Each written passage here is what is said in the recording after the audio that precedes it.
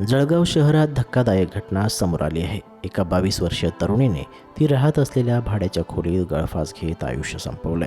सायंकाळी 5 वाजता तरुणीची मैत्रीण खोलीवर आली असता खोलीचं दार आतून बंद होतं। बराच वेळ तिने दरवाजा ठोठावला, परंतु आतून कोणताही प्रतिसाद मिळाला नाही।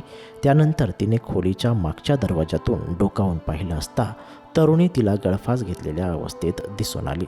रविवारी संध्याकाळी ही घटना घडली। जळगाव शहरातील शासकीय वैद्यकीय महाविद्यालयातील नर्सिंग महाविद्यालयात पहिल्या वर्षात शिकत असलेल्या विद्यार्थिनीने टोकाचं पाऊल उचललं। दीक्षितवाडी येथे राहत असलेल्या खोलीत तिने आत्महत्या केल्याची घटना रविवारी 7 एप्रिल रोजी सायंकाळी 5 वाजेच्या सुमारास घडली।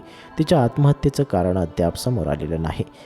करुणा संतोष बोदडे, वय वर्ष 22, राहणार वाडोदा, तालुका यावल, दीक्षितवाडी, जळगाव असं मृत्यू झालेल्या विद्यार्थिनीचं नाव आहे।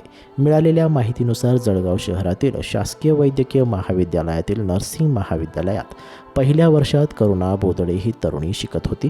करुणा बोदडे दीक्षितवाडी परिसरात भाड्याच्या खोलीत मैत्रिणींसोबत राहत होती।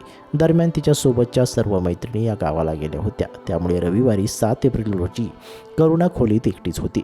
तिने राहत्या घरात छताला ओढणीने गळफास घेऊन आत्महत्या केली। तिची एक मैत्रीण सायंकाळी 5 वाजता खोलीवर आली असता खोलीचं दार आतून बंद होतं। बराच वेळ तिने दरवाजा ठोठावला, पण आतून प्रतिसाद मिळाला नाही। त्यानंतर खोलीच्या मागच्या दरवाजातून तिने पाहिलं असता करुणाने गळफास घेतल्याचं समोर आलं।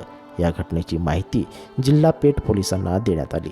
पोलीस कर्मचारी यांनी घटनास्थळी धाव घेत पंचनामा केला आणि मृतदेह शासकीय वैद्यकीय महाविद्यालयात नेण्यात आला। यावेळी वैद्यकीय अधिकारी डॉक्टर निखिल तायडे यांनी तपास करून तरुणीला मृत घोषित केलं। आत्महत्या करण्याचं कारण अद्याप समोर आलेलं नाही। या प्रकरणी जिल्हा पेठ पोलीस ठाण्यात अकस्मात मृत्यूची नोंद करण्यात आली आहे।